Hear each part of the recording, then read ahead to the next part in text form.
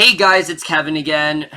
So, as you guys know, the summer season is quickly dwindling down, and because of that, because of it being summer, I had a lot more free time on my hands, and I was able to see a lot more movies this time around. So, I figured that because I saw so many, some of them, unfortunately, I just did not get a chance to review. Maybe I just didn't have enough to say about them, or I didn't have enough time, etc., etc. But for that reason alone, I figured that it would only make sense for me to do a catch-up review. This one, however, is going to be a lot more time-consuming because there are over 40 movies on this list. There's a lot of stuff that I saw that you might not have heard of, but there's a lot of stuff that I wish I could have talked more in depth about, but unfortunately I just didn't. But either way, we're just going to get into it. It's going to be a lot to get through for sure, but we're going to try to get through this together, starting off with the first film.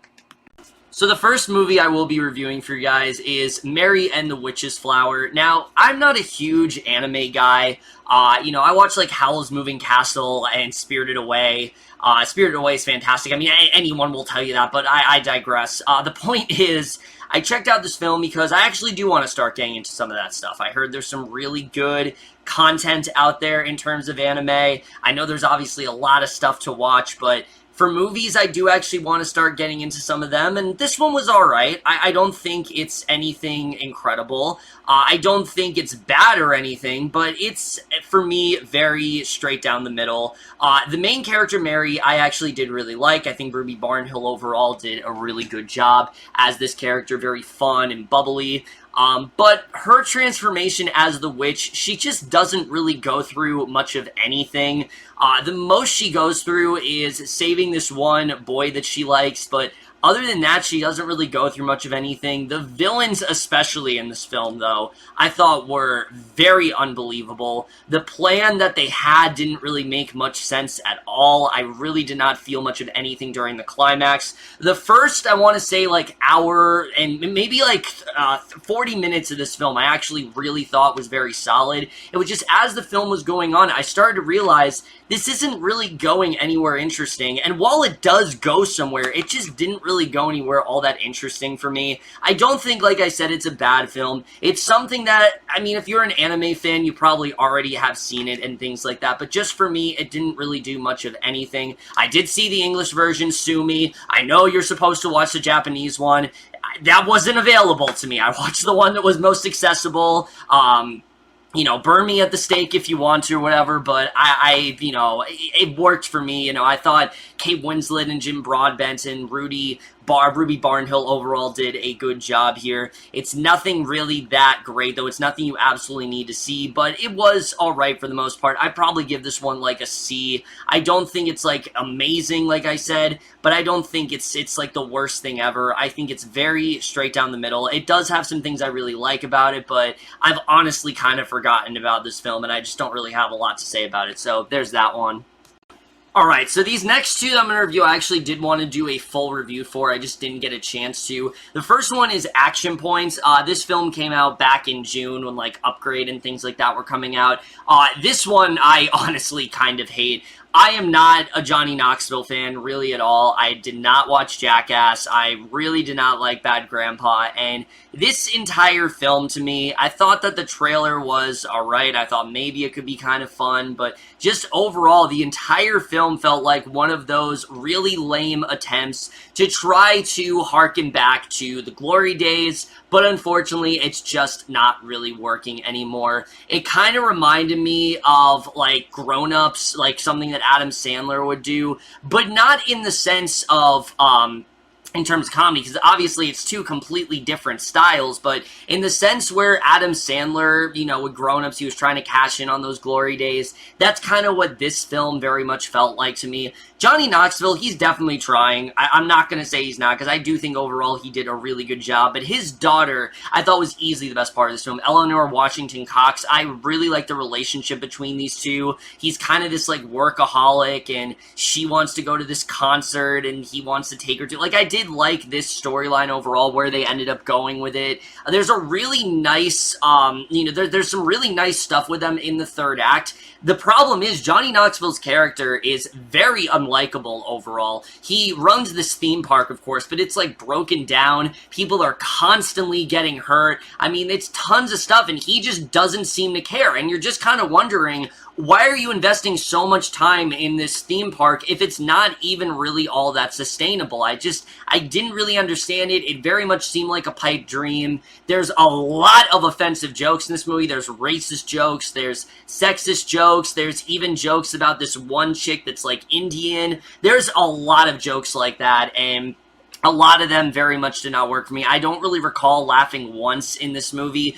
Also, the present day stuff is completely out of place. I don't really know why it needed to be here. It seemed like the only reason they had that is so they had some sort of like a story to connect to it all, because other than what's going on with him and his daughter, there isn't really much of a story here. It's kind of just people falling down and people getting hurt and things like that, and them trying to renovate this amusement park. And it's not very interesting. It's not very funny. It's trapped in the 80s. Johnny Knoxville, he clearly is getting too old to do what he used to be able to do. Sure, back in the day, it might have been fun, but it's really just not working anymore. I really was not a fan of this one at all. If you're like a huge Jackass fan, then you might enjoy it, but the general consensus, not really. Most of my friends didn't really seem to like this one either. I'd give this one like a D+.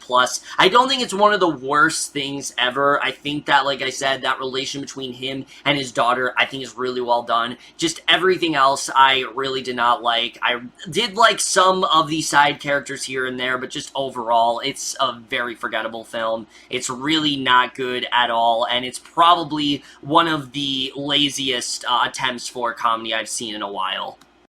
This one, I think, did have a lot of potential. From the trailers, I thought this was going to be, like, really mediocre or whatever, but there were things that I really did like for this. Shailene Woodley, I thought, in this one was really giving it her all. I thought she did a very good job in this film, especially scenes where she's all on her own and she has to try to survive in this, shipwreck or whatever. I thought she did a really good job. Her and Sam Claflin, they do have believable chemistry. I do think they work very well together. My biggest problem with this film, though, is its structure. I think the cutting back between the present day in the shipwreck and then going back to how they met, it just makes the film very disjointed, and it makes it very tonally confused, because at one point they'll be in this grave danger and then it'll just cut to like a happy scene of them dancing, and it just didn't really flow all that well for me. Any time that I wanted to feel some sort of tension, it's basically completely diffused, because you know exactly what's going to happen to them and you know that they're not going to die or anything like that, so it just wasn't really there for me. I will say the twist in this film I actually really enjoyed. I thought it was really heartwarming. I thought it was a really great way to end things, and it really did pay a very nice tribute to, I think, the real people that were involved, during this shipwreck or whatever. I think it's a really good story for sure, but just in general, I think the film would have been a lot better if they would have stuck to a linear structure. It's better than I expected. Like, there's definitely a lot more effort put into it. The cinematography is really damn good, and like I said, I think Shailene Woodley was actually really great here, but just in general, it's a very forgettable film. The only thing I really remember about it, like I said, are the is that twist at the end and Shailene Woodley's performance. It's nothing that I think you needed to rush out and go see, but it's much better than I think it could have been, but it's still not anything really that great. This one's like a C for me. I didn't think that it was particularly terrible. I didn't think that it was all nearly as mediocre as I thought it was going to be, but it's nothing really, like I said, you need to really rush out and see. Alright, so this is one of the ones, like I said, that a lot of you probably have not heard of, but it was at my local indie theater, and I went and saw it, Class Rank. The interesting thing about this film, aside from the fact that I really enjoy it a lot, is that basically the entire film actually was shot in New Jersey, which I think is actually really cool, because I am a fellow New Jerseyan myself. But beyond that, there's a lot of things I really did enjoy about this film. It's your classic story of, you got Olivia Holt, who's like the overachiever, and She does really well, but there's one guy who is a little bit far ahead of her, and that is Skylar Gazando's character. And this guy, I honestly really loved. He does a really good job of playing up the idea that he is this kid that's really smart, but he's not an asshole about it. He's not cocky. He's just someone who is a little bit off and isn't really up to terms with society. But again, they don't try to make him like a cartoon. It feels like a realistic portrayal of what someone like that would be like. He's not really good at parties. He's not really good at social interaction. He doesn't really have a lot of friends. And honestly, it reminded me of a lot of people that I knew in high school. I knew a lot of people that were like this, where they just weren't really in touch with a lot of modern day things. And I really did like the relationship that these two ended up forming. Olivia Holt really impressed me here. I really have not thought much of her, but after this film, I really did like her. There's a really great scene where she's breaking down, and her and Kristen Chenoweth's chemistry I thought was also really good. I will say the other story going on here, where it is Skylar Gazando's grandfather, played by Bruce Dern, and Kathleen Chalifant, I just didn't really care as much about. They definitely did have chemistry, but I just wasn't really into that side of the film. I think they could have done a bit of a better job diving into that one, but the main storyline was so strong that it's not really that much of a hindrance to my overall enjoyment of the film. This is just one of those films that I think is really fun. I don't think it's going to get a lot of attention, but if it's near you, or if you see it on like VOD or something, maybe check it out, because I actually do think it's quite good. It subverts a lot of the expectations. It does not go in the direction you think it's going to, and that's one of the reasons why I really did love it. Also, the ending to this film is perfect. I really love the way this film does, and a lot of people may think it's abrupt, but I thought it ended at the perfect point. I really love the way things did wrap up overall. This is one that I don't think is going to get a lot of attention, but I really enjoyed a lot. I'm definitely giving this one like a B+. I think it's a really great one, and definitely seek it out if you can. On the complete flip side of things, this is yet another one that you definitely haven't seen, but it's not one that I particularly recommend. Mary Shelley, this one does have Elle Fanning, who I do think does give a decent performance in this one, but my biggest problem with this film is very similar to another film I reviewed last year, Professor Marsden and the Wonder Women. It's just focusing on things that I don't really care about. A lot of this film is focusing on this forbidden relationship that she had with the person that would turn out to be her husband, and I just didn't really care about. Like, I understand, obviously, that her family life wasn't the greatest and she wanted to get away from it, but I just really did not find it all that interesting. I was honestly kind of bored. There's a lot of subplots in this movie with characters that just aren't really that important, at least to me. I did not really see the point of a lot of them. Like I said, Elle Fanning and Douglas Booth, they do have decent chemistry overall, but I really started to enjoy the film in the third act when she actually starts to write Frankenstein and we start to see how this was like her inspiration for it. That's when I thought the film actually did get really good. But for the most part, I found it to be very boring. I really was not into it all that much. I give this one like a C-. It's a good one-time watch, I guess. Some people might like it. I know some people that really do enjoy this one a lot, but just for me, I really was not all that invested in it, so yeah. A Kid Like Jake is a bit frustrating for me because there's a lot of things I love about this film. I love the relationship between Claire Danes and Jim Parsons. I love the fact that these two are very conflicted with how to feel about their son. I love the fact that Claire Danes had all these expectations of her son and things like that, and she is a very critical mother, and she's trying to kind of, she's trying to make sure that he lives up to her expectations, but at the same time, he's going in a different direction than she really does expect. I think Jim Parsons and her have some really good scenes together. I really like the scenes when it's her and I believe Octavia Spencer was the therapist, or whoever it turned out to be. I really like the scenes between the therapist as well.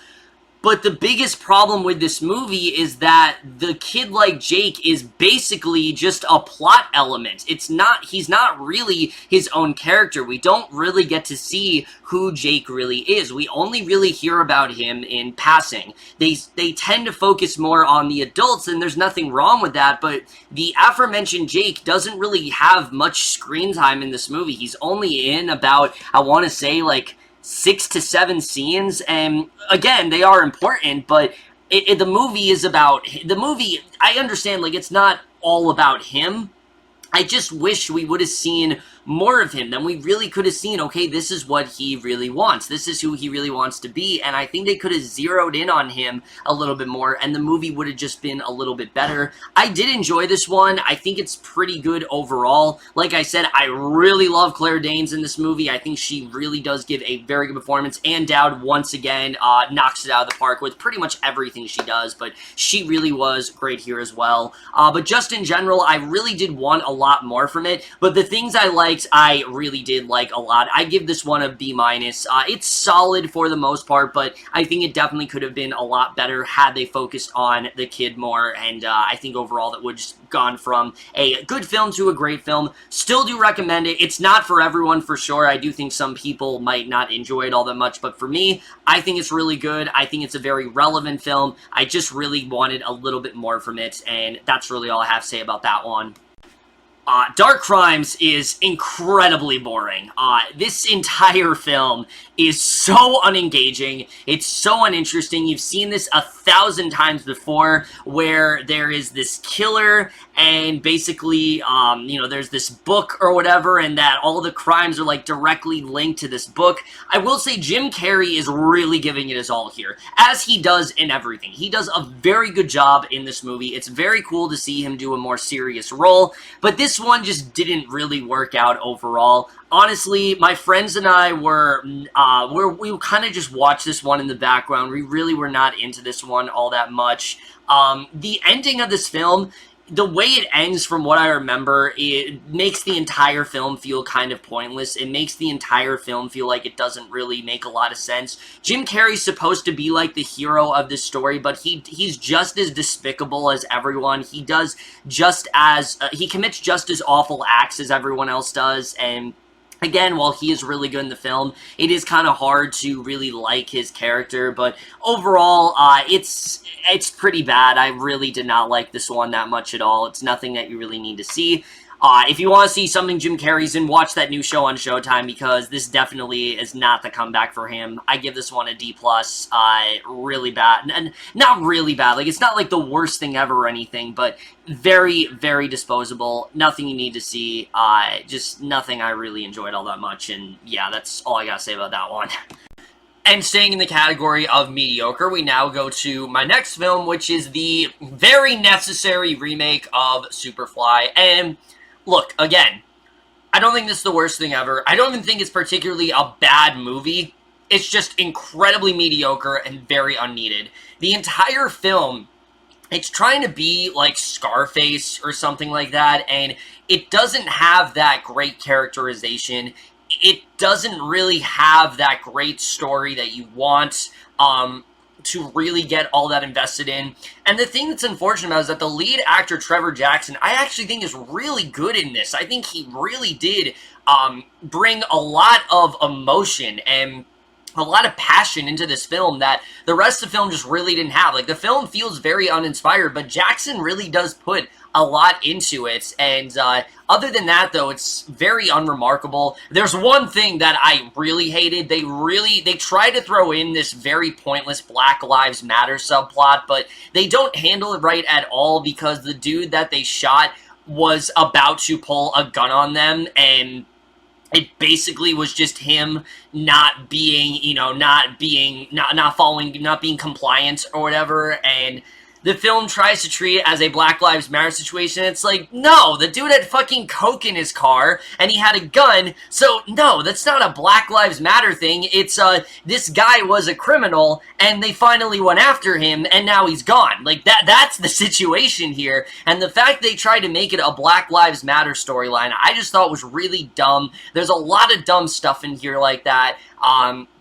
there's a lot of really pointless sex scenes and things like that that just go on and on. Nothing really happens that much until the third act. Also, Jennifer Morrison in this movie is terrible. I honestly really hated her in this film. And I don't think Jennifer Morrison is particularly a terrible actress. I liked what I saw of her in Once Upon a Time, but she is awful here. She's trying to be that crooked cop that is somehow on their side, and she's like ghetto and things like that. It really did not work at all. Overall, though, you probably didn't see this film. There was, like, no one in my theater when I saw it. It's very forgettable. Like I said, Trevor Jackson is really the only thing worth recommending. Other than that, you can pretty much skip this one. Let's just get to the next movie. Set It Up is easily one of the most surprising films of the entire year for me because it's a comedy and it's on Netflix. And that's not usually a good combination. In fact, I think out of all genres, comedies is where they seem to falter the most. That's where some of the worst movies of the year have come from, like The Kissing Booth and Game Over Man. And I will say, for the first 10 to 15 minutes, that's exactly what this was. Very forceful, over-the-top humor that really wasn't there. Very overly raunchy, all that kind of stuff. But then the characters start to talk, and you start to see some interactions, and you start to realize that both of these pairings, Zoe Deutsch and Glenn Plummer, who really cool to see him again from Scream Queens. You know how much I adored him in that.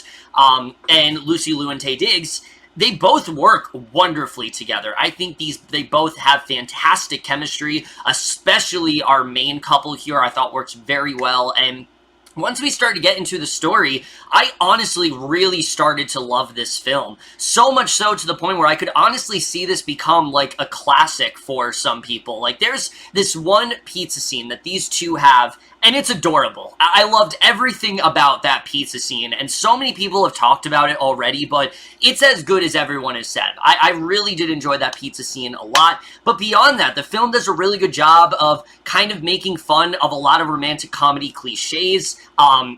There's a lot of quotable lines in this film. Some things that my friends and I who watch this on Rabbit, we'll just like start saying randomly because they're so quotable and just very likable characters in that sense. So, like I said, again, this film started off very bad, like really bad. I really was not enjoying it at all, but as the film go on, I really did think it started to get pretty great. So it's one of those films where it's kind of strange because it's very close to like a B+, very close. Like I enjoyed this film a lot, but it just didn't reach there because those first 10 to 15 minutes, I do still have to, I still can't discount them. Those still weren't, good at all for me. So this one would be like a B. I think it's one of the highest Bs I'm going to give all year. See this one as soon as you can, honestly. It's definitely one of Netflix's best romantic comedy offerings. I really do hope they continue to make more stuff like this because this is much closer to what they need to be doing, and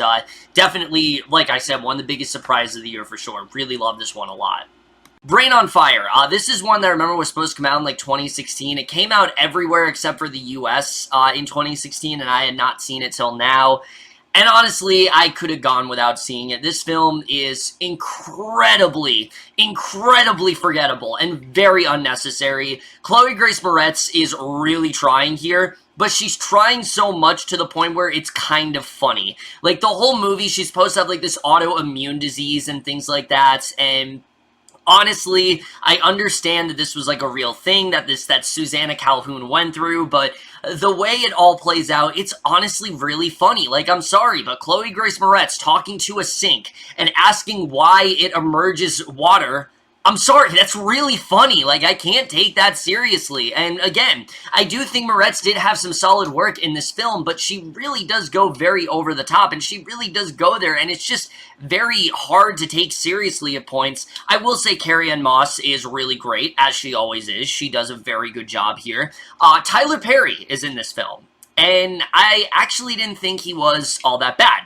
This isn't Gone Girl level, where it's like amazing or anything like that, but I actually didn't think he was all that bad, as much as it pains me to say that. Yeah, I actually did not dislike Tyler Perry in this film. I think he actually did an alright job. Her boyfriend, on the other hand, was fucking awful. I really did not like this actor at all. He, honestly, the only reason he's here is so we have some sort of, like, romantic pairing to go back to. And the way the movie ends, similar to Dark Crimes, you're just kind of sitting there like, what the hell did I even watch this for? Like, what the hell was even the point of this? Like, I really didn't understand what even they were trying to do with this film. And like I said, I don't want to spoil the way the movie ends, but let's just say this isn't as severe of a thing as you think it is. And it's honestly one of those films where I think it could have just stayed as a book, and that would have been fine. Like, I really don't think you need to make this a movie. It's really not that interesting of a story. It's very hard to take seriously at points. It's a very quick watch for sure, but it's nothing that you really need to watch at all. Chloe Grace Moretz, like I said, I'm glad to see she's doing more serious work, but it's just very hard to take her seriously in this role with some of the things that she's doing. Like I said, there's that scene where she's talking to a sink. There's a scene with, like, a fork that I thought was really unintentionally funny. I give this one, like, a C-. There are things I do like about it, but just overall, it's definitely one of the most disposable films I think Netflix has ever distributed. Thecatcher Was a Spy honestly might qualify for the most boring thing I have seen all year. I really don't have too much to say about this one at all. Paul Rudd is very good here, as he always is. And there are things I do like about this film. I do like some of the spying here and there, but overall, this film is so boring to me. Anytime they went into something interesting, like his character possibly being gay or him possibly being Jewish, they just gloss over it immediately. They don't focus on any of that stuff that's actually interesting. I did not care about him and his baseball team. I did not care about all the spying stuff that was going on, and I certainly didn't give a shit about the main plot of this movie. It was really whatever. I really don't have too much to say about it. I like Paul Rudd a lot, but this really just did not work out at all. It's not interesting. Like I said, it's very middle of the road. It's nothing I would really recommend. You haven't seen it, and you don't need to. C-, next movie. Another one I don't have much to say about, Tao. This movie, I'm gonna be honest, I literally only watched this movie because I was trying to get over that dreadful movie preview I did in July, which I really was not happy about with the way that turned out, and I kind of want to watch a movie to just get over it, and, yeah, it's a thing. You know, it's a thing. It exists. It's pretty bad. I will definitely say that. It's really bad. I will say Maika Monroe is very good in this movie. I think she gave a very good performance. Her relationship with Tao, on the other hand, is very confusing. I really did not understand their relationship at all. There are points where it seems like they're trying to make this like a Hal-type character, but then they start to make it like a healthy relationship, and it seems like she actually does want to help Tao, and a lot of the mythology didn't really make any sense whatsoever. Ed Skrein is fucking awful in this film. I really did not like him at all here. And just in general, this is a very disposable sci-fi film. I think another one of the genres that Netflix tends to suffer at the most is the sci-fi genre, and this is no exception. It's nothing you need to see. I don't really think many people saw it, and that's really all I have to say about that one. It's not terrible, but it is pretty bad, and I really do not like it at all. This one's like a D+. Yeah, next movie. All Summer's End is another one that's very frustrating for me because there are things I really do enjoy about this one. I really do like our two characters here. I really like their chemistry. I think Ty Sheridan and Caitlin Dever both work very well together. I just don't like the story surrounding them. I don't care about Caitlin Dever's brother being murdered, mainly because of the fact that this happens very early on in the film. This happens within the first, 15 minutes of the movie, and the movie's just getting started at that point. They don't really get us invested in this character, so when he dies, we're just not really feeling much of anything. And once we know that Ty Sheridan, of course, he's the one that's kind of at fault for it, because him and his friends were just kind of fucking around and were idiots or whatever, even though he was the one who was kind of like, let's not do this, it might not be the greatest idea. He still was very complicit in it. You're just kind of waiting for him to tell her. So it's really just not a very interesting watch, because the whole film is just kind of this ticking time bomb where you're just waiting for him to tell her, because other than that, there's just not really much else that this film does have to offer. Again, I wouldn't say that it's awful. I wouldn't even say it's all that boring, because there were things that I was really enjoying about it. I really did like the two kids' chemistry. I liked a lot of the scenes between them, but just in general, it's a very forgettable, movie that just in the end didn't really do much of anything for me. It's not a very original story. It's very rushed. It's way too short for sure. That's definitely like the biggest problem with it. But again, you know, if you're looking for like a nice sort of disposable romance, then watch something else, because this isn't really a pleasant story at all. It actually is quite dramatic at points, and it's not anything that, like, you know, in terms of drama, that it's not anything like really that heartwarming. It's really going to tug at your heartstrings. It's not really like that. It's just a very disposable movie overall. I give this one like a C. If it hadn't been for their chemistry, I honestly would have probably gone like a C-, but their chemistry did heighten it overall for me. Gemini is another very frustrating film, because there are tons of stuff in this film that could have made it successful. All of the characters and all the performances, I think, are very good. Zoe Kravitz, Lola Kirk especially, John Cho. I mean, a lot of good performances in this film, but the biggest problem with it is that the mystery itself, once it happens, the film gets kind of meandering. It just doesn't really go anywhere that exciting. Like, we're led to believe a certain thing happened, and you think it's gonna go in this direction, and then just doesn't. And especially the way the film does end, I was really pissed off by, because it's another one of those endings where it just makes the whole film feel pointless. We go through this mystery, and the way the movie ends, that mystery didn't even need to happen. It felt like we were telling an entirely different story. To me, it just felt like they didn't know how to end the movie, so they just ended it with the easiest way out possible, and I really did not like that ending at all. The film has a really good style. I do really like the soundtrack this film. It's very dreamlike and things like that.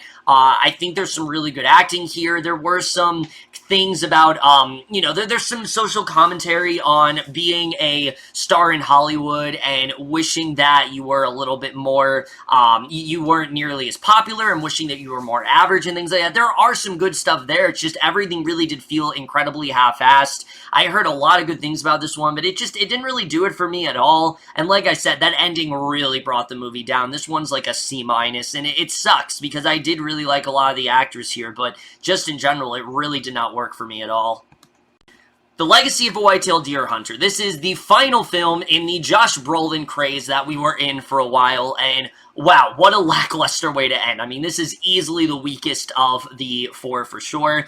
The biggest problem with this movie is Josh Brolin's character, because Brolin, of course, is giving it his all. He's a fantastic actor. He does a great job with anything he's in, but the character he's playing is extremely unlikable. He has this attitude that, you know, his son needs to be in the great outdoors, and he needs to, like, take away his electronics and things like that.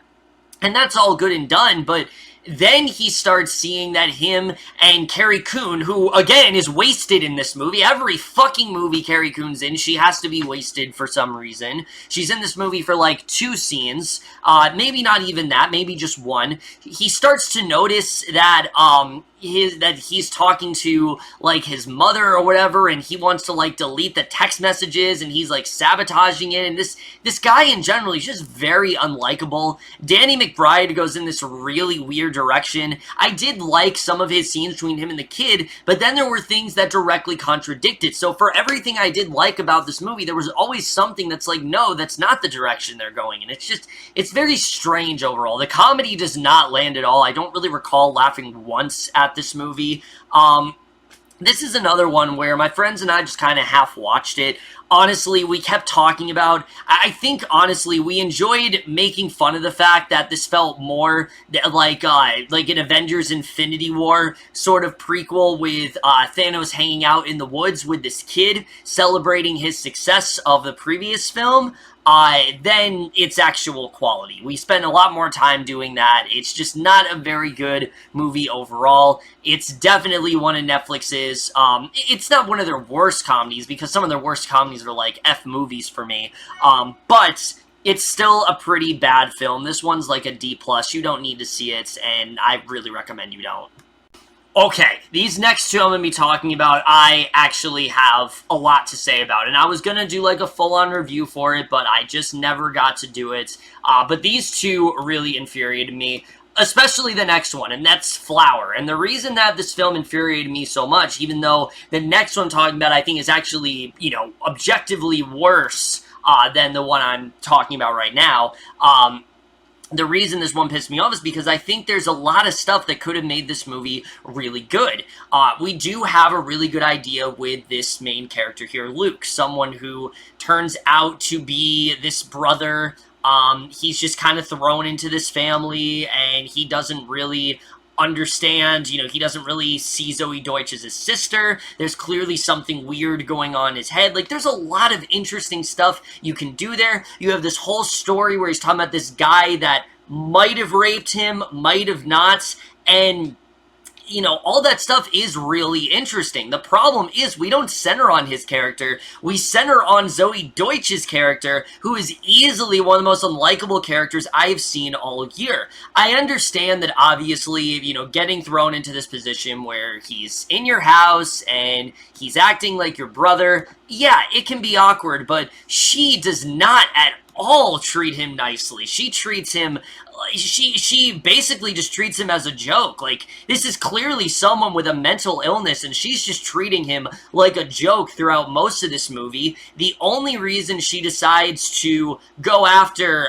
this rapist is because of certain things that have happened to her, and because she's using this as a way because she might have actually liked this supposed guy that might have raped Luke, and maybe she is starting to gain some attraction. I mean, just in general, it doesn't make a lot of sense, especially the direction they take with these two at the end. It really pissed me off, and I was really hoping that they go in this direction that, like I said, he has a mental illness, and maybe we can get more into his head, but again, we focus too much on Deutsch's character that Luke always feels secondary, and I feel like this film would have been so much better if we focused on him. Instead, it's very annoying, it's very obnoxious, it goes into some really, really dumb directions.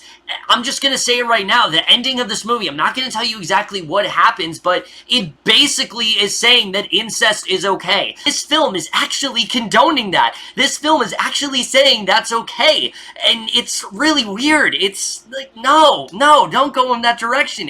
Again, it would have made a lot more sense if it was Luke that was the main character, but no, because Zoe Deutsch is a likable, well-known actress, we have to put her as one of the leads, and it just does not work at all. I really could not stand this one, guys. It honestly really pissed me off. I really was hoping this film would surprise me. I was even hoping maybe I'd just find it okay, but it's worse than I really could have expected. D for Flower, honestly, really disappointed me here. Definitely not worth watching at all. Watch Set It Up. Just stay away from this one as much as you can. Alright, this one's really going to piss a lot of people off because I know a lot of people really enjoy this one a lot, but How to Talk to Girls at Parties honestly really did not work for me.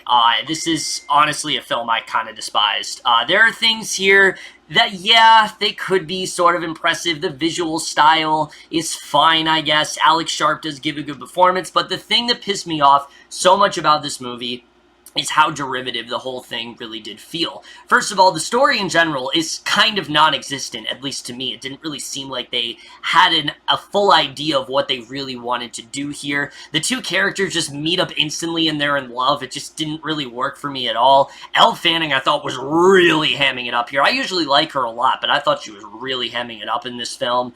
Nicole Kidman, I didn't even think was really all that great.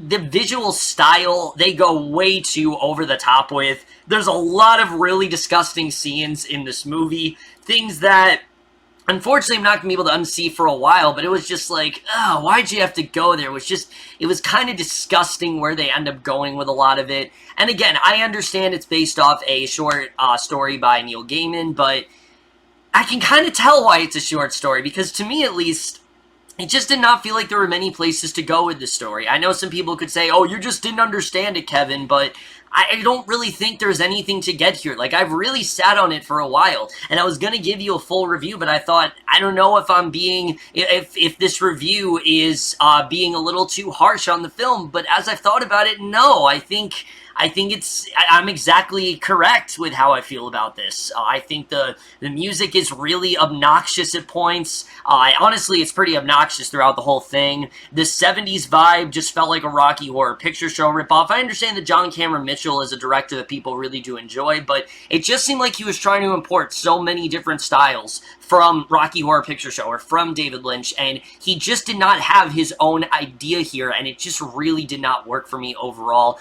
I honestly really hated this one a lot. I know there's a lot of love for this film out there, but just for me in general, it really did not work at all.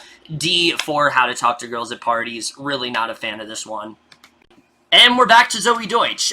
Year of Spectacular Men. It's interesting because I reviewed one that's really good, I reviewed one that's really bad, and then this one's just okay. I don't think this is a terrible movie, but I don't have much to say about it at all. It's very generic. It's very whatever. It feels like something that Netflix would have done.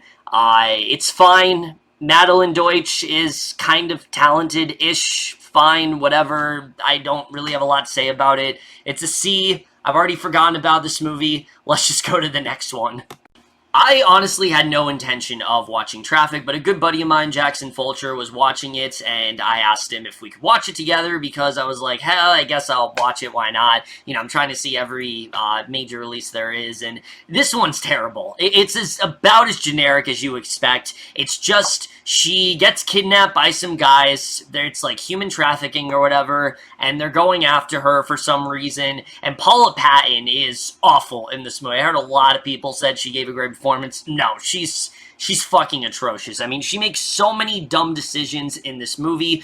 There's so many things she's calling people out, and it's like, you're doing the same thing. Like, what are you even getting upset at them for when you're doing the exact same thing? It just didn't make a lot of sense. The whole thing with her and her editor feels like such an afterthought. And Missy Pyle is in this movie. She goes in basically the same direction that Jennifer Morrison does in Superfly, and it works even worse here than it did there. Like, in Superfly it didn't work, but here it falls even flatter than it did, and it just really did not work for me at all. I really did not like this movie. I thought it was very, very boring, very generic. There really is not much to like about it. There's some alright performances here and there, but just in general, I was not a fan of this one at all. D for Traffic. Really did not like this one. Zoe, or Zoe, as they call her in the movie, is probably one of the weakest films I have seen from Amazon Studios. Up to this point, I feel like they've been the alternative to Netflix, where they're making the decisions that Netflix should be making, but this one kind of let me down a bit. The biggest problem with Zoe is that, again, similar to How to Talk to Girls at Parties, that it's very derivative. It's trying to tell a story, and there are some things I do like about it, like the idea of, are robots, capable of loving a human? Is it possible to fall in love with a piece of machinery and things like that? That stuff is very interesting overall. It's just the stuff that the film delves into just isn't really all that interesting to me. I really did not see the chemistry between Ian McGregor and Léa Seydoux. I did not really think they worked all that well together. I thought their performances overall were good. Their chemistry just really was not there for me.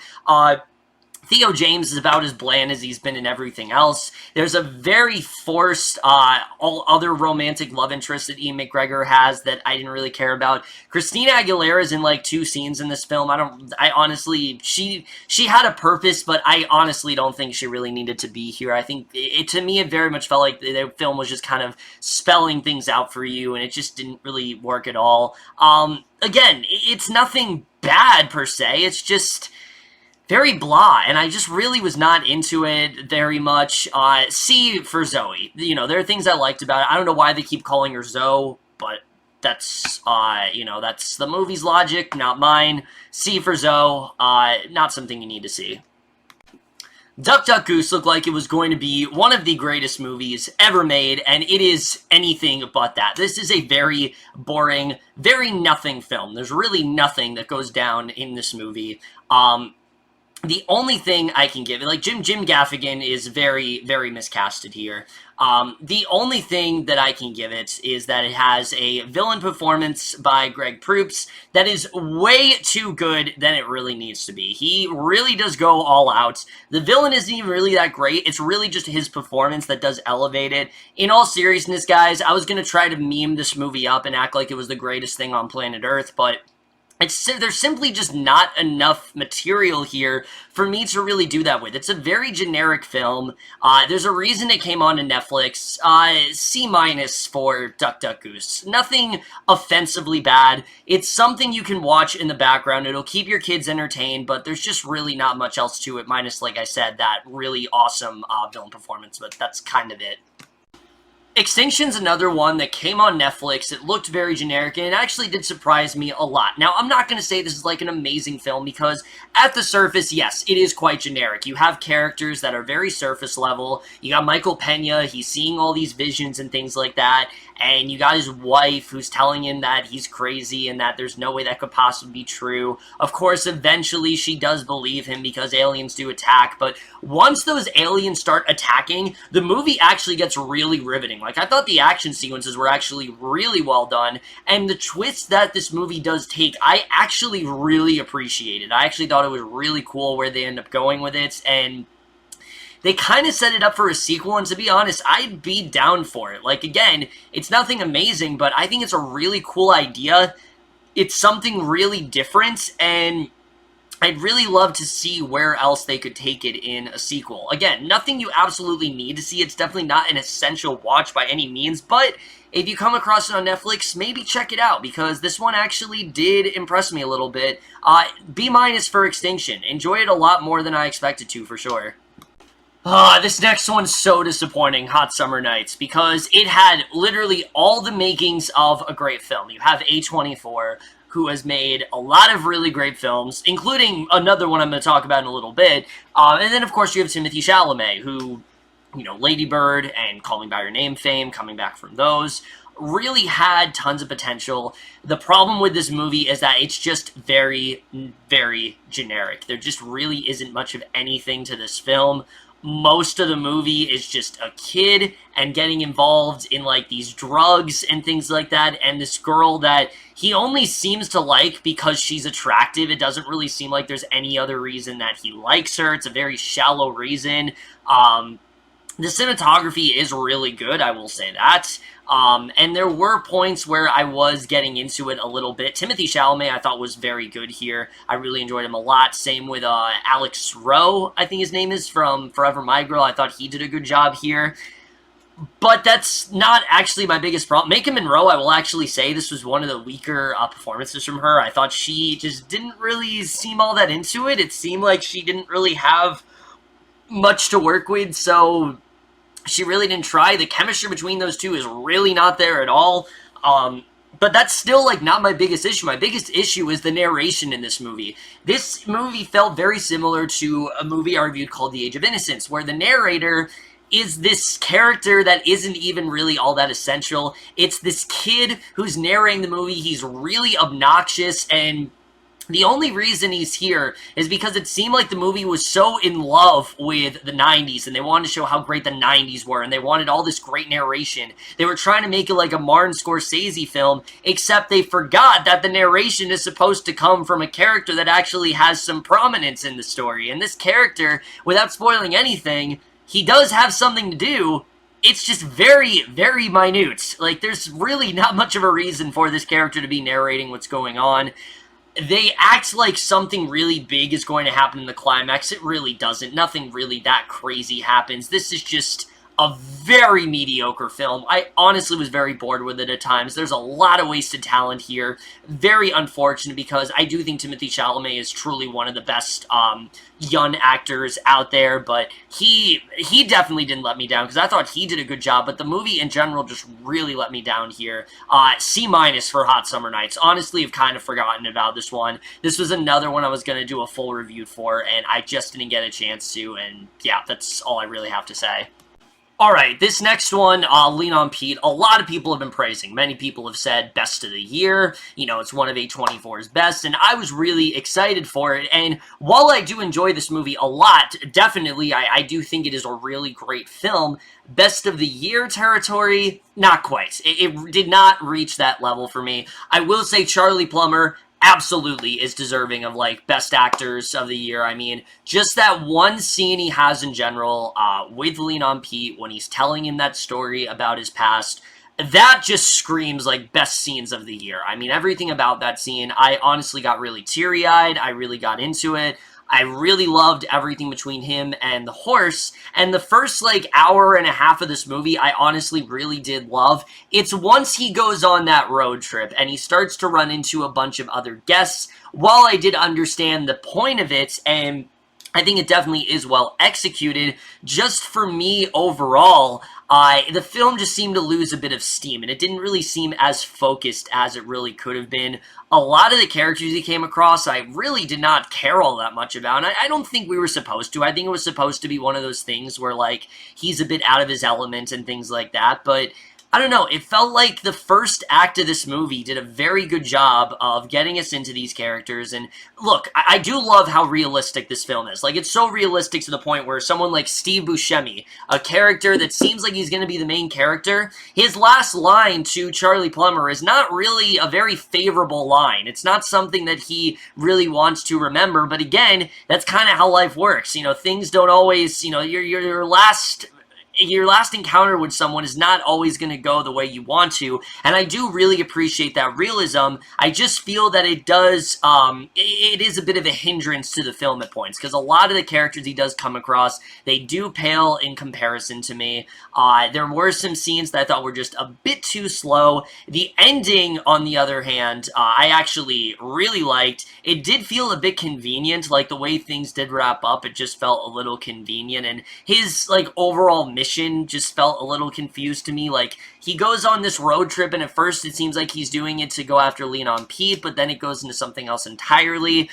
Again, there are a lot of things to like about this one. The cinematography is gorgeous. Travis Fimmel, Steve Buscemi, Charlie Plummer all give fantastic performances. It has a very tragic story about this boy, you know, who lived in this, he had a really awful upbringing, and he's just having a really shitty life, and he's trying to turn his life around. I do really like that story a lot. Just for me, there are other films I've seen that are better this year. I enjoyed this one a lot, though. I definitely would recommend it. It's for sure deserving of its praise. I just don't think it's, like, best of the year territory. I don't want to compare it to The Rider, because it is not necessarily a horse movie. I've heard a lot of people compare the two. It's really not a horse movie. Like I said, it's much more about this kid's troubled life and him trying to get out of it, and Lean on Pete is really one of the only people he connects with. That's why that relationship is such a focal point of the movie. But overall, I enjoyed it a lot. I do think that it has a lot of really great stuff in there. Charlie Plummer is absolutely fantastic. I can't wait to see what he does next. Like, a lot of people didn't talk about him much in All the Money in the World, and I always thought he was great in that. I'm really happy he's getting attention now, because I do think he is absolutely fantastic. I give this one a B+. It's definitely great. I just don't think it's as amazing as everyone else has said it is, but definitely a really great one for sure. Like Father is basically very similar to how I felt about The Week Of, if you watched my review of that on my last catch-up review. This film is very, very harmless. There's really not too much to say about it, but that being said, there just isn't really a lot going on. Kristen Bell's character, you understand the relationship that her and Kelsey Grammer have. You understand that they're, you know, he's estranged and he kind of left her and things like that. And you do understand what she's going through, but she just doesn't really have that compelling of a character other than that. Other than that relationship, there just really is not much to latch onto there. Kelsey Grammer, I thought, was actually really good in this movie, especially in the third act when we actually find out what's been going on with him and why he's been away for so long, because he has this, like, he has this box that he keeps carrying with him, and we eventually find out what's actually inside this box. And I'm not gonna lie, I did think it was actually a very well-earned emotional moment. I actually thought it was one of the better parts of the film, for sure. Comedy-wise, though, not really there. Like, there honestly isn't really anything that funny about this film. The comedy did not really do much for me. There were a couple lines here and there. Like, there's this one scene where they run into some couples, and the things that these couples say, one of them's gay, one of them happens to be black, I thought were actually really entertaining, and I thought they did a good job. Seth Rogen, while he is good in this film, he's completely wasted here. He honestly does not have a purpose here. You think maybe he's going to be Kristen Bell's love interest, and that doesn't really happen. The focus is much more on Bell and Grammer, and again, these two do work very well together, but just in general, there just isn't really a lot going on in this film. It's very unfortunate because I remember this was promoted as like the Seth Rogen and Kristen Bell film, but it's really not that. It's more of, like I said, Kristen Bell and Kelsey Grammer, and it's very straight down the middle. You can see why it came to Netflix, unfortunately. It's nothing offensively bad. Like, I think it's definitely better than a lot of the comedies that Netflix does put out, but that's not saying much of anything. C for Like Father. Things I liked about it, but just overall, very forgettable, and nothing, again, that you really need to rush out and watch. I'm gonna be honest, I was really close to doing a full review for this, and I mean, I was gonna go all out. I had a whole rant planned. I even wrote down quotes from this movie because of how awful the dialogue was, but unfortunately I wasn't able to review this one because this was around the time where I had the inability to edit videos, and I really had to choose like what videos I actually want to do reviews on, so unfortunately I didn't get to, but Status Update's one of the worst movies of the year. This film is fucking atrocious. The whole message of the film is really dumb. It's one of those like technology's gonna ruin your life, and technology's like the problem with everything.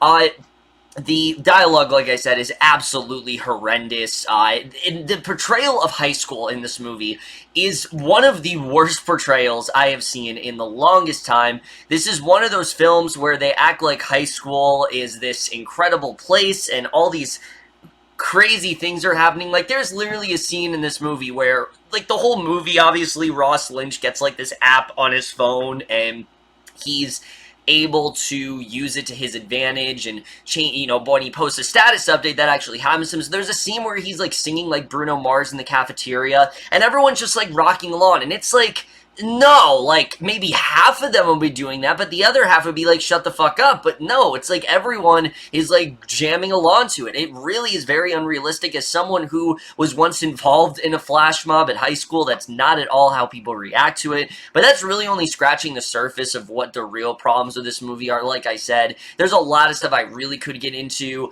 The horrendous dialogue, the really weird undertones with the dude that sells Ross Lynch the phone app. I don't know what the hell is going on there, but honestly, I was just waiting for some storyline where he turns out to be like a pedophile or something, because he really was coming on to Ross Lynch, who, by the way, does not at all convince us that he's in high school. Like, he's extremely unconvincing. He's way too old to play a high schooler, and the second that, like, one of the funniest lines in this movie is when his mom says, like, wake up for school, because, again, he doesn't look like a high schooler at all.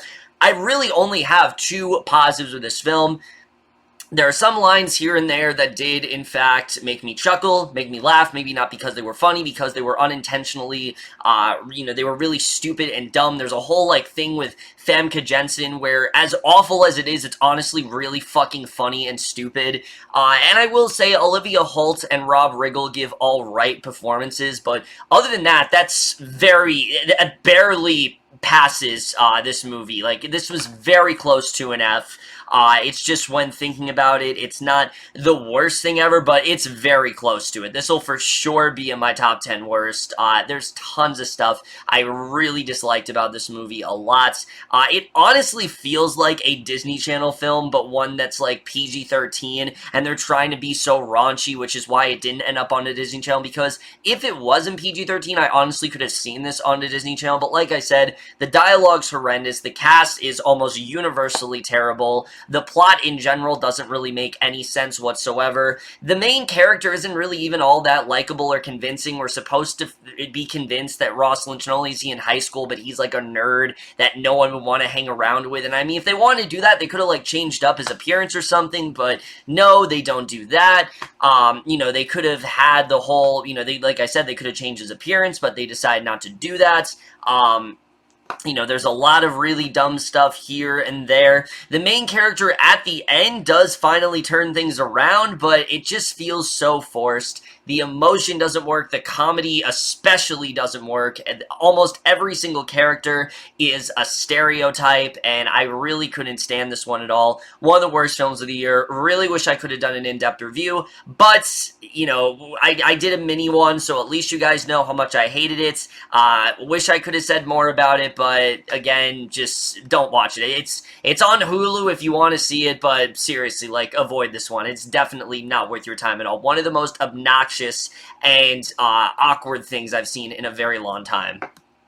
So, shock and awe. No, I am not going to do a stupid pun where I talk about how I was in shock and awe watching this movie, because the only thing I can say I was in shock and awe about is how lighthearted this movie is. Like, mind you, this movie deals with some very dark subject matter. It's about basically what happened after 9/11 and this newspaper that was, like, reporting the incident or whatever, but everyone acts in this movie as if they're doing, like, this really fun headline. Like, you'd think it's something as fun as, like, it'd be like some sort of event coming to town. Like, they're acting like the circus is coming to town or things like that. Like, they really are not acting like there's a tragedy going on. They're acting like it's just another day at the office, and it's really odd overall. The acting here isn't even really all that good. Woody Harrelson is, honestly, I think, kind of over the top here. He really isn't even that much to save it.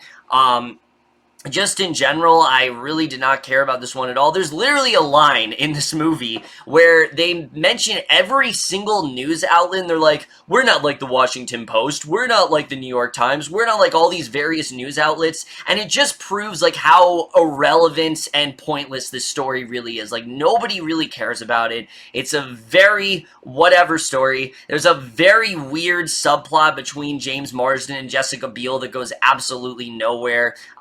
Just in general, I really did not like this one at all. Tommy Lee Jones, I will say, does give a pretty good performance here, but he really is, like, the only person I can praise here. Other than that, I was pretty fucking bored with this movie. I couldn't believe how like I said, how silly it really was. Like, again, everyone acts like they're in some sort of sitcom, but we're dealing with, like, 9/11 and things like that, and it's just very awkward overall. The time jumps in this movie really don't feel organic, but it's nothing really offensively bad, but just in general, I really did not like this one at all. D for shock and awe. Don't recommend this one at all. It's very unmemorable. The film also has a lot of scenes that are honestly really funny. Like, there's a whole scene where they find out, I believe it's like, it's one of the guys on, like, a newspaper outlet, and they realize that this source was, like, lying to them, and they should be really upset about it, but for some reason they're, like, happy about it. They're like, he's lying. It's honestly really funny, and it shouldn't be. Ultimately, like I said, shock and awe, it's just a very unmemorable, very tonally weirdly balanced film. It's one of the strangest I've seen in a while. It's nothing you really need to see, and at the end of the day, I think the only thing you're going to be in shock and awe about is just how awful it truly is, and how this cast turned out such a near awful piece of garbage.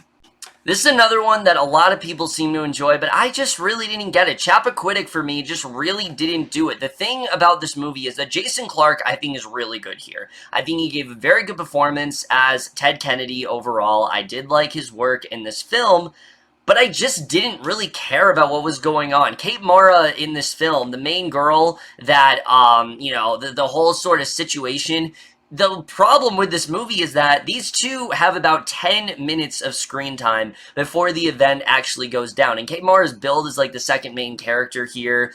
And it was very hard to really get invested in what was going on, mainly because I didn't really care that much about these characters. Like, I do like the idea that Ted Kennedy is worried that he's not gonna be able to, you know, continue basically finish what his brother started, because this is, of course, long after JFK, well, not long after, but it was pretty soon after JFK was murdered, and he's trying to, like, run for president or whatever, and he really wants to take on that work, and he's worried this is going to jeopardize it. Unfortunately, Ted Kennedy in this film, he just comes across as kind of an idiot. Like, a lot of the, like, I was watching this movie and was looking up a lot of the stuff, and the ways he reacts in this film don't seem very accurate to me, and I can understand why the Kennedys weren't very happy with the way this film turned out, because it does seem like they kind of portrayed Ted Kennedy in a very unlikable light. So there's a lot of things he does where you're like, why are you doing this? Why are you trying to cover this up? You know, why can't you just take the blame a little bit more? And it turns out in real life, he actually did. So I don't even know why they went in this direction. To me, it seemed like the only reason they did that is so they could, you know, so that way they could stretch it out to the length of a feature film, and it just really didn't work overall. Ed Helms especially, something about him was not working here. I understand that obviously the character he was trying to play, but I don't know, just something about him really was not working for me. I really was not a fan of him. The other guys are fine, you know, Jim Gaffigan, but like I said, it's really only Jason Clarke and some elements of the story that I did overall really enjoy, but this film really did fall flat for me. Like, I wouldn't say it's terrible or anything, like, I wasn't necessarily bored by it, but I was really just hoping that things would get interesting, and unfortunately, they just really never did. Like, eventually, sure, he does take the blame for it, but it happens way too late for us to really believe it. C for Chappaquiddick. Again, I understand if people really like it, but just for me, I really was not all that invested in this one. It's not as awful as I think it could have been, but it's really not too good at all.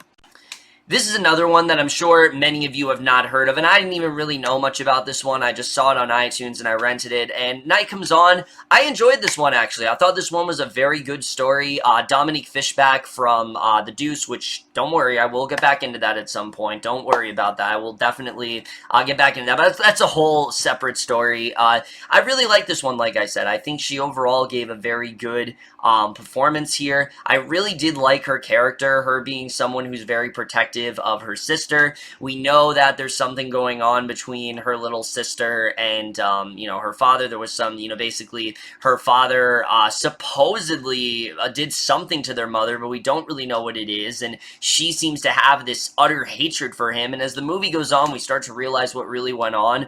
But the thing that really elevated this film for me is the two sisters' chemistry. These two work so well together. I really got invested in their relationship. I really did like the direction they were going. Ultimately, though, unfortunately, the film is just a little too short. I do think that there are some things that, like I said, I really loved a lot. I really love Fishback's performance, but I'm not on the love level, unfortunately, with the film, just because I think it's a little too short. It's one of those films where right when things are getting interesting, it just kind of ends there, and I was a little disappointed by that. The climax of this movie, I really was getting into, but I honestly could have watched another, like, 20 to 30 minutes of it, and unfortunately, it just ended right as it was getting interesting, and it was interesting throughout most of it, but I'm talking like it was getting even more interesting. It just kind of ended, and I just needed a little bit more there. But again, I think it's really solid. I think it's a film that isn't getting enough attention, and if you see it, maybe check it out, because I do actually think it is worth a rent for sure. B for Night Comes On. Really did enjoy this one overall, and Fishback and her little sister's performance, I think, are enough of a reason to watch this one. Okay, out of all of the movies that I'm reviewing on here, this one is for sure the strongest. Who We Are Now is a film that I am sure none of you have seen. None of you. I don't think any of you have really talked about it. I didn't even see this film come in the theaters. I didn't discuss it on my movie preview. Nothing. Again, this was another one. I just rented it, and I'm really happy I did, because I ended up loving this movie. This is a fantastic film. What I really loved about this film is not just so much what it has to do as a courtroom drama, because you guys know courtroom dramas are not my favorite thing in the world. I find a lot of them to be kind of boring, but this film, saying it's a courtroom drama, I think it's just scratching the surface of what it truly is. What the film really is about is it's about the things that we kind of have to do that we don't really want to do, because Juliette Lewis's character, you know, she's just come back from prison, and she's realized that she unfortunately thought she was going to get custody for her son, but it turns out no, the people that have been raising her son don't want her to have custody. They don't really want her in her kid's life at all, because she's been gone for so long, and her son's just been out there not even knowing that she really exists. So the rest of the film is her kind of fighting to get custody.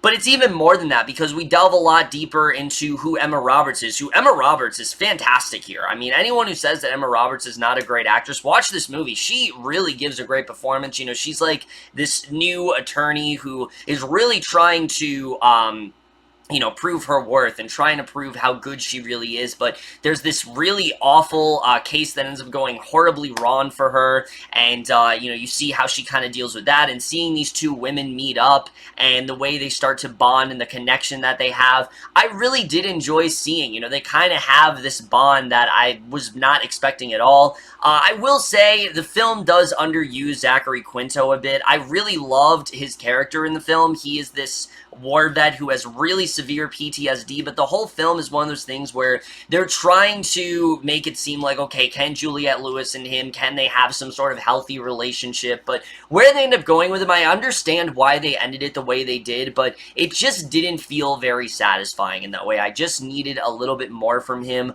Other than that, though, I really love this film. Juliette Lewis gives, honestly, one of the best performances I've seen all year. I think she was absolutely phenomenal in this film, particularly her work towards the end here. I just thought was fantastic. I really love the work between her and Emma Roberts, and the direction the film ended up going towards the end. In a lesser film, it would have been one of those things where the film feels pointless, but again, it goes with that message of the film of having to do things that are hard, but in retrospective is in fact the right choice. And I don't want to spoil the direction the film ends up going, but it doesn't really go the way you think it's going to, and I actually really did love that. I love the final shot of this film especially. I think this is a really great film. Definitely check this one out as soon as you can. Like I said, it is out of all the ones I'm reviewing, this one is of the highest recommendation for sure. This one, Who We Are Now, definitely gets an A-. I really love this one a lot. I wish I could have talked more in depth about it, but unfortunately I just didn't get to. But like I said, definitely check this one out as soon as you can. Billionaire Boys Club is probably one of the most disappointing films of the entire year, and I honestly shouldn't be surprised that it is this mediocre because it took so long to come out, and especially the fact that it did have Kevin Spacey in it, and it's still coming out, should have been an indication to me that the film isn't very good, and no, it's not very good. I will say the acting here is quite good from pretty much everyone. Ansel Elgort and Taron Egerton work very well together. Kevin Spacey, for what he has, does do a good job. It is a little bit creepy to watch him and Ansel Elgort work together, just, of course, knowing what Kevin Spacey, knowing who he is, knowing the kind of person he is now. Some of the scenes that might have come across as maybe a little bit heartwarming and having a nice relationship just come across as a bit creepy and a bit off-putting, but overall, I did think the acting was good. The problem is the characters are just not really interesting at all. We're just kind of thrown into their situation. It's trying to be like a Wolf of Wall Street thing, but it kind of feels like Wolf of Wall Street on speed. Like, the reason Wolf of Wall Street works so well is because of its length, and it really takes its time with its story, but this film just kind of gets right into the swing of things, and it really doesn't work at all. You don't really care about the two characters in the film. Like I said, they're both doing a very good job. Egerton, I think, for sure, is the standout here. He did a very good job in this film, but a lot of characters end up coming and go. Emma Roberts is in this one, but unlike Who We Are Now, she has like nothing to do here. There's a lot of actors that are very much wasted. Billy Lord's in here for a couple seconds, and she doesn't really have much to do. It's just very forgettable overall. A lot of the film just doesn't really seem like it's going anywhere. It does eventually go somewhere interesting, but again, you don't care about these characters enough to get fully engrossed in this story. I was kind of bored by it, honestly. Again, the talent is definitely there. There definitely was, effort put into it. I'm not going to deny that there was, but the film was really lacking a style. It was really lacking a focus, and in general, it just wasn't very well paced. It was very hard to really get into. C- for Billionaire Boys Club. I don't think it's the worst thing ever. It's definitely one of the better C-minuses I've given, but that's still not saying much. Not really something you need to see at all. Alright, this is another one that I was going to do a full review for, but honestly, I think the premise of this film just kind of sums it up on its own. The package is literally a comedy where you have a bunch of kids going for a woods party. They are, smoking, they're doing drugs, they're drinking and everything, they're doing all the things that kids do in really rowdy parties. And one of them starts fucking around with a pair of garden clippers, and he ends up accidentally cutting his genitals off. And that's it. The whole movie is just them trying to reattach his penis and trying to get it to him at the hospital so he can reattach it or whatever to go back to his girlfriend, and that's the entire film. There's other romantic pairings going on, but I don't really give a shit about them. The whole film is basically one of those movies that's just, it's trying to have as many dick puns as possible, and that's really all it offers. It doesn't really offer much of anything else. Daniel Doheny, again, I do like these group of actors. I do think they worked well together, but in this film, I just didn't care about any of them. Daniel Doheny, I loved in Alex Strangelove. I think that's one of the best breakout performances of this year, and here he really did disappoint me. I think he's definitely trying, like he's doing a good job, but he has really nothing to work with. Same with Geraldine Viswanathan from Blockers. She really has nothing to work with. The four characters, I did like seeing them work together, and I did think they had good chemistry. It's just the plot of this movie is nothing. Literally what I told you is the whole movie, and it doesn't really go anywhere beyond that.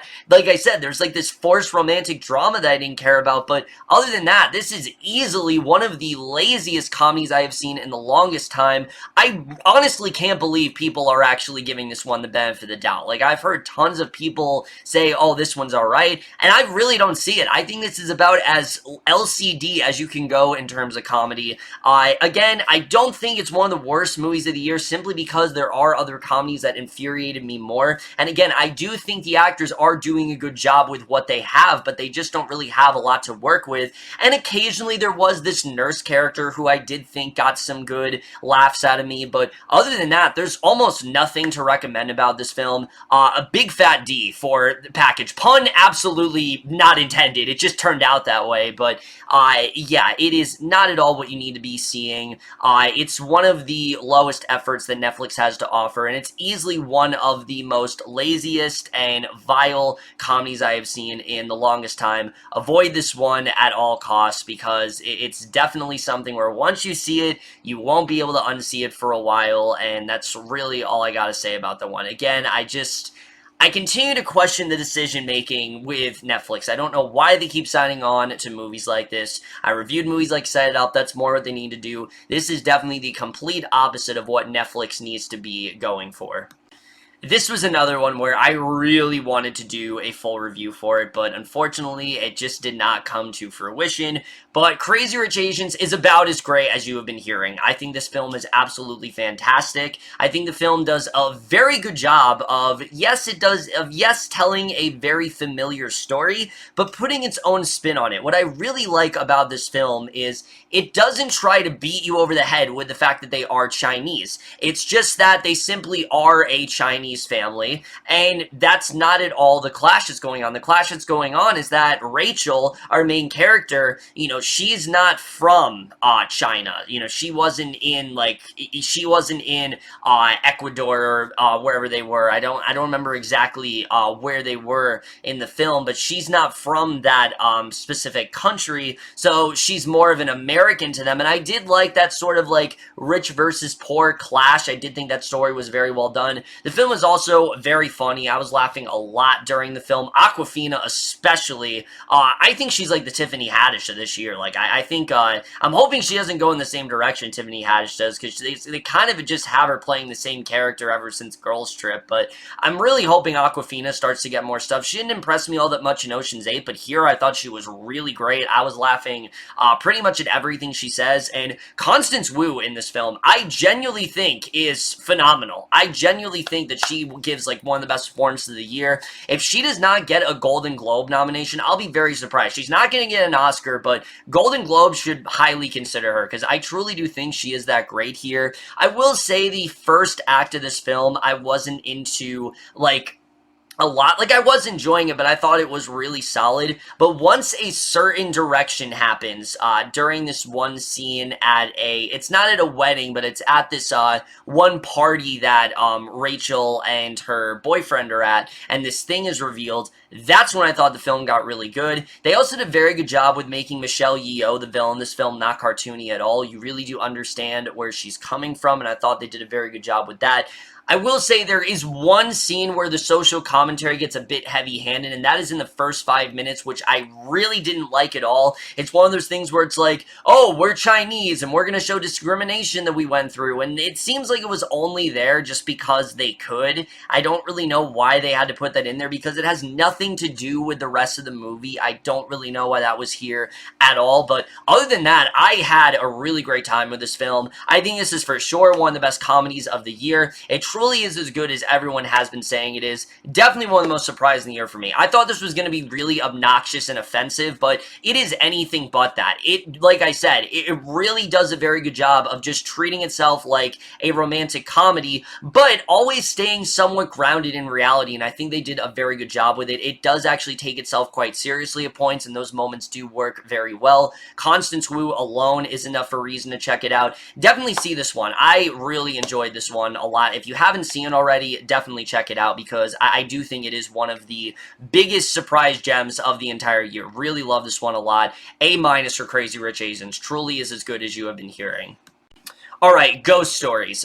This is another one that I wanted to see in theaters, but it never came to my theater. I did not get a chance to watch it till now. And yeah, this film is really damn good. What I really love about this film is its unconventional style. I like that it's kind of, in a way, an anthology film, but it also does have this linear story tying it all together.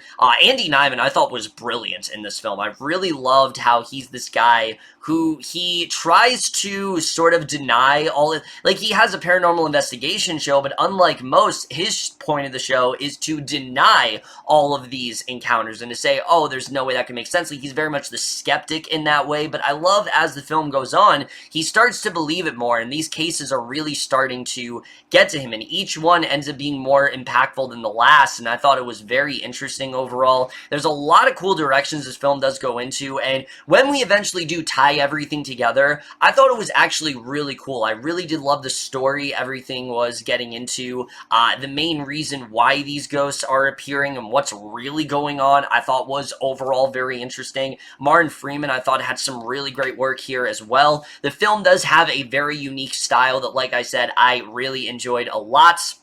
And the only thing that's holding this film back for me is the very ending of the movie, where they eventually reveal what's actually going on. And again, it wouldn't be a huge issue for me if I wasn't so into the climax, because I was really getting into the story. I was very excited to see the way things played out. And then they just kind of abandon it. They go in this direction that's very predictable. It very much felt like a cop-out to me.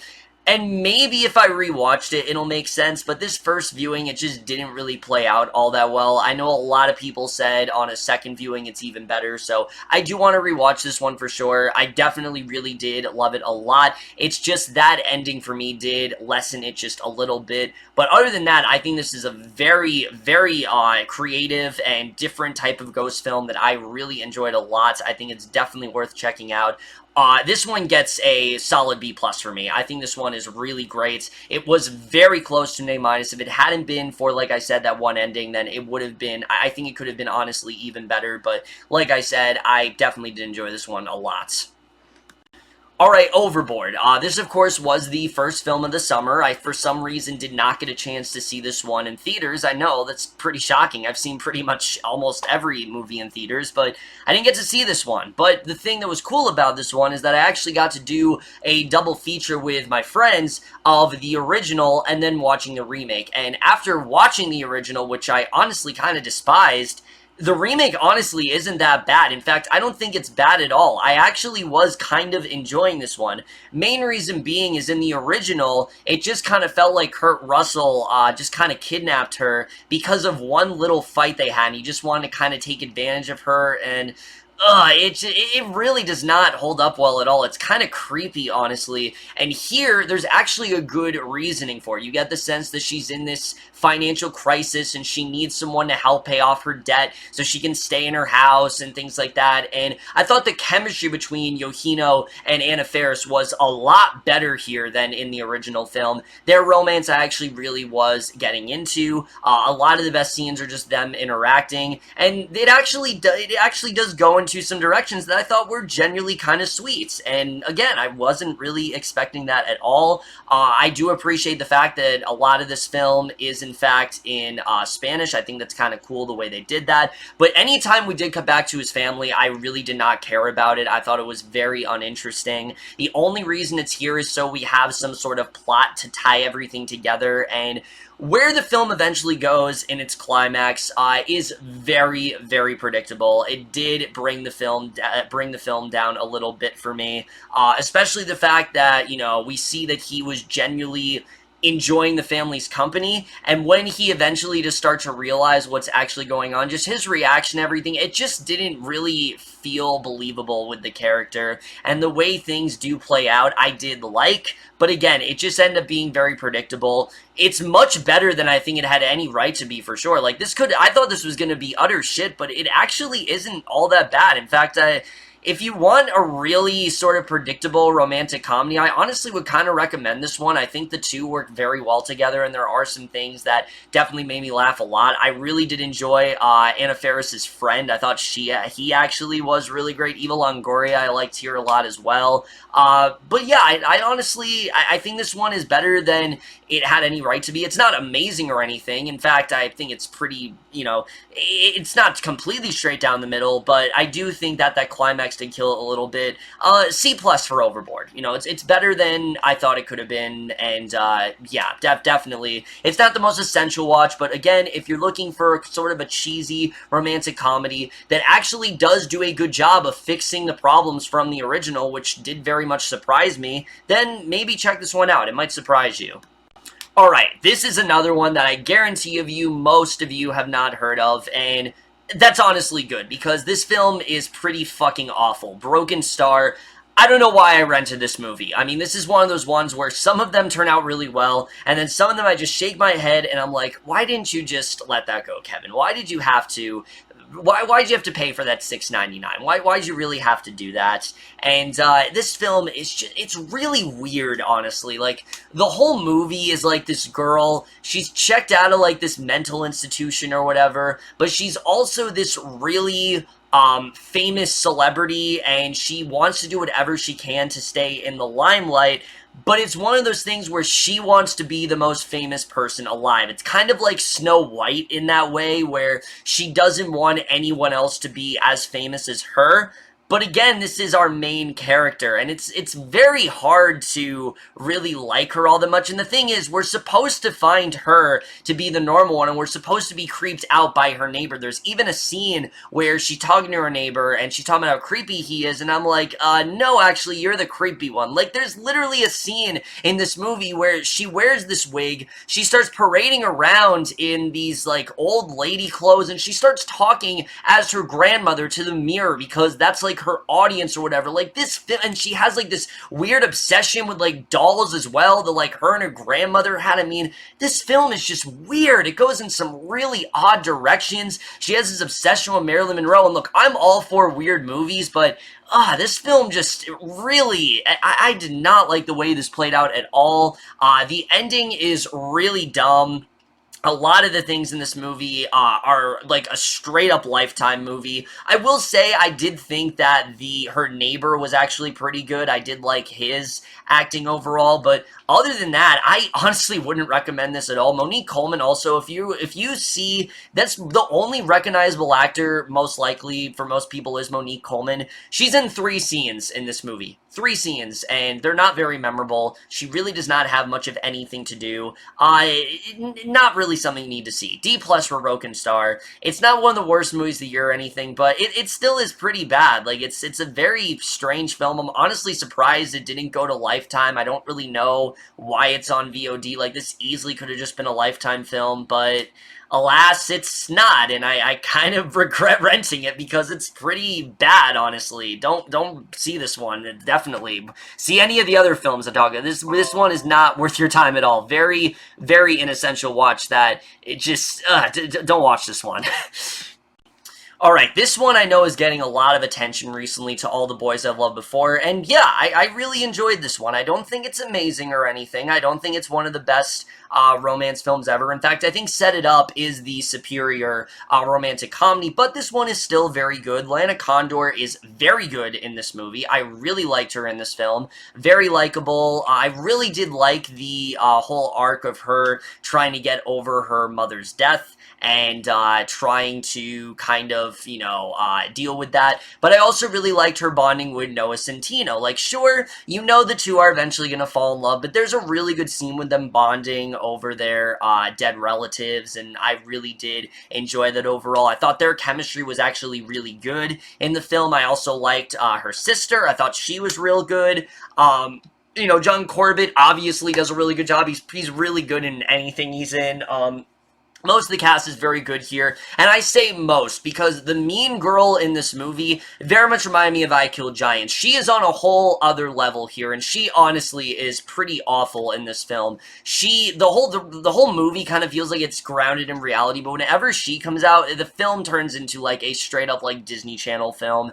Very hard to take her seriously. I thought she was very annoying. Her reasoning for why she does what she does makes no sense. There's this whole sort of direction they take with her and this like sex tape or whatever. It's very strange overall. It doesn't feel very realistic, but the things that I really did like. It's a very predictable film, but I do think it's a little bit more well written than most. It's nothing that you absolutely need to see, but I do think that it is sort of worth the praise. It's much better than a lot of the romantic comedy schlock that Netflix tends to put out. It's not Set It Up level. Like, I do think, like I said, Set It Up is the better film for sure, but this one I do think is deserving of its acclaim for sure.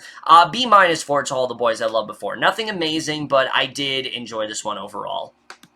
Alpha as well, again, another one of the most surprising films of the year for me. I thought this film was going to be, like, really awful. It looked like a direct-to-DVD, like, Disney film from the 90s. I kept poking fun at that.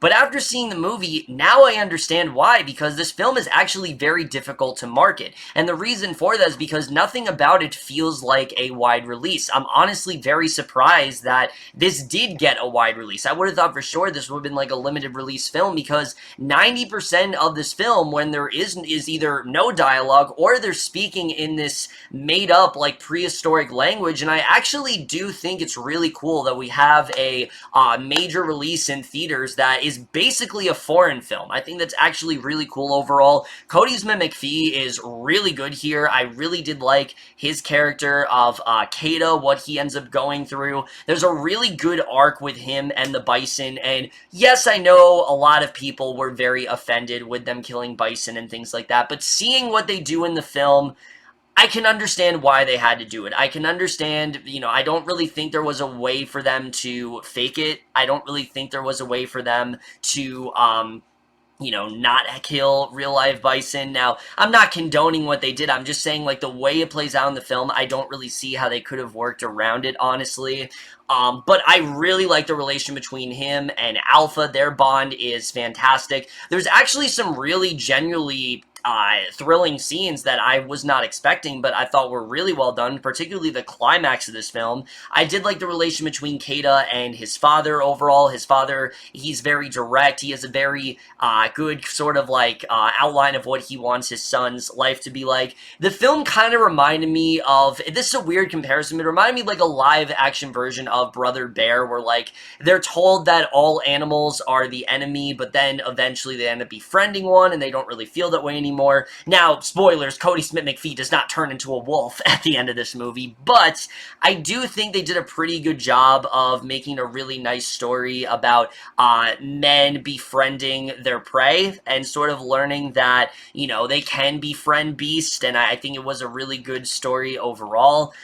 It's not for children. Like, I don't know why they're advertising this for kids. I honestly think kids would be pretty bored by this one, but I did enjoy this one a lot. It's much better than I expected to be. I will say, before we got to the story of him being all alone, I was a little bit bored by it. I wasn't necessarily like, incredibly bored. Like, this isn't like Thecatcher was a spy level or anything, but it wasn't the most engaging, but once we eventually get into the story of what's actually going on, then I really started to get invested in the film. Again, another big surprise for me. Nothing amazing, but much better than I think it had any right to be. I'm honestly really surprised, like I said, that it took this long to, that it was in fact a wide release. I would have just made it a limited release, or honestly just put it on Netflix, because it's a film that I think is honestly very hard to market, and after seeing the overall product, I'm not surprised how shitty the marketing really was. But yeah, definitely check it out. It's one of those films that proves that marketing sometimes can be incredibly misleading, and I think is definitely worth giving a shot for sure. Really enjoyed this one a lot. Alpha probably gets a solid B. I really did enjoy this one. Alright guys, I know this has been a very long video, but we are finally approaching the final two films. Jesus Christ, let's just get into it. The next movie is another one you probably have not heard of, and that's Rosie. I enjoyed this one. I think this is a really interesting story. Nat Wolff is basically like this guy. He's kind of antisocial. He has a mother that unfortunately is looking like she's not really going to recover, and he kind of abducts Rosie, not because he wants to kidnap her, but because he wants to connect with her. And the relationship they formed, I actually really did enjoy a lot. I think there was something really sweet about it, but there was also something really kind of eerie about it also. You get the sense that these two, they're not the best people in the world. I did like the idea of Rosie not wanting to be in the spotlight. Like, this film does a much better job of what Broken Star was trying to do, where Rosie's someone who, she doesn't really want to be in the spotlight anymore. She doesn't really want to she doesn't really want to, be that celebrity as much. She wants to have a little bit more of a quiet life, and I did like that overall. And where the film did go, I really was not expecting. Like, there's some really shocking directions for sure. The only thing that didn't work in this film for me is everything going on with her and Johnny Knoxville. It's supposed to work as this, she's kind of telling this story to him in the present, but really did not work for me. I didn't really see the point of it, and maybe I was confused, but that part of the film just did not really work for me. But I thought the two of them worked very well together. I really liked getting into who these two characters were. Again, it's not the most essential watch or anything, and you can tell it is a directorial debut. Like, that definitely is there, but overall, I did enjoy this one a lot. It's not one that, like, I would need to rewatch immediately or anything, but I really did enjoy what I saw. It's a very good one-time watch, and I think it's definitely quite good. It goes into some directions that are genuinely very thrilling that I really was not expecting, but it's also a lot of fun. Like, for everything that's thrilling, it also has this, like, darkly comedic edge to it. I was honestly surprised, like, someone like the Coen brothers didn't do something like that, because it reminded me, like, something that they would do, and I think they did a very good job with that. The score felt very like Yorgos Lanthimos, like the way the score was done. It felt like something he would do, so I'm a little bit surprised that, like, he didn't get his hands on this, because I do think the film could have been a little bit better if it was from a more experienced director, but I will say the directing here I thought was really solid overall. The performances are really good. It's a very good film that I honestly would recommend. B for Rosie. Nothing incredible, but I really did enjoy it overall. And now we finally get to the final film on this list, and that's one that I've wanted to see for a while. That's The Keeping Hours. And no, it is not just because Carrie Coon is in this movie. I know a lot of people are like, what the fuck, Kevin? You and your leftovers fetish, when are you ever going to get over the fact that that show is done?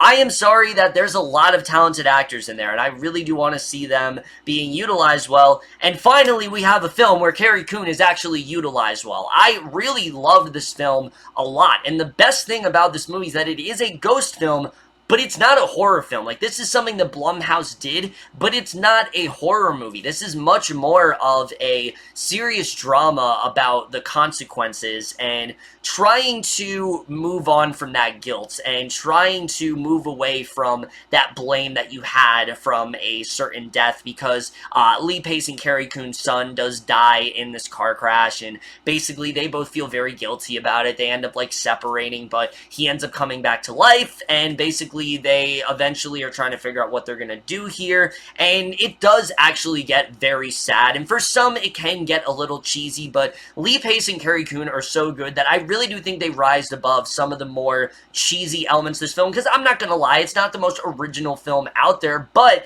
I did think the film did a very good job of keeping it very simple. Like, it doesn't try to overcomplicate things a lot. A lot of the side characters I really was not a huge fan of. Luckily they do go away, but a lot of the side characters I really did not like all that much, but I really love the bonding between, Carrie Coon and her son, or Lee Pace and his son. I thought they worked very well together. I really did like that family dynamic that was there. But I also did love that the film did take itself very seriously. It's very realistic in that way. It gets into the sense that, like, you know, this isn't going to last forever. This isn't really a good thing that their son is back. They kind of need to do something about it. And I like seeing them work through it. I think there's a lot of interesting stuff in this movie. The twist in this film, in the third act, for some, I think it could come out of left field, but I thought it was done very well. I thought it was honestly really beautiful, and again, it really does show what you can do when you don't waste Carrie Coon. Like, see what you can do here. Like, this is what I want to see. I honestly, she's one of the best actresses working today. This film very much will show that. I don't really have too much more to say about it other than I really enjoyed this one a lot. It is a film that for some might be a little tough to watch because it does get into some very tragic stuff, but I really enjoyed this one. I think Lee Pace and Carrie Coon are at the top of their game here. I think if you're not convinced that they're some of the best actors and actresses working today, you need to watch this film, and this film will very much prove you otherwise, and yeah, so I enjoyed this one a lot. I think it is not the most original film in the world, but I think that it definitely was very well done. B+ for the keeping hours. Really do recommend this one a lot. Honestly surprised it's not getting talked about more, because, again, I mean, I understand Carrie Coon and Lee Pace are not, like, the most familiar faces, but I really hope this film does get a little bit more recognition, because I do think it's quite good, honestly. And there you have it, guys. We finally made it. I can't believe it. I literally just did a whole video where I talked about 40 fucking films in one video, and I don't know how I did it either. I'm honestly kind of out of breath, guys. I can't believe that we were able to do this all in one video. I thought this, you know, I thought I'd have to do this over a period of a couple days, but no, we were able to get through it. Let me know what you guys think of any of these films I talked about. Half of them I'm sure none of you have heard of. Some of the ones I recommend, definitely check out. I'm not going to go through the list or anything because that just takes too much time or whatever, but that's it for this video. Hope you guys enjoyed it. Look forward because I will be doing a top 10 best summer shows of 2018 very soon. I just have a couple other shows that I need to watch, and then I will get that list out. In terms of top 10 best movies, that'll be over on 22 Tiger Dude's channel. I know he's going to be doing that in a couple weeks, so look forward to that. But either way, let me know what movies you guys saw this summer. You know, were there anything that really piqued your interest that you might think I'm interested in? You know, just feel free to leave a recommendation if there is anything. But that's it for this video. Hope you guys enjoyed it. If you excuse me, I need to rest because holy shit, I just did a lot of talking. I hope I didn't take up too much of your time, honestly, because I know this was a lot to get through, but we were able to do it. And, yeah, let's just hope the next one, we're not doing this again. No, the next catch-up reviews are definitely not going to be this many because, holy shit, was this a lot to do in one video. But that's it for this video. Hope you guys enjoyed. I'll see you guys in my next video, and I will see you guys for that. Okay, bye. Holy shit.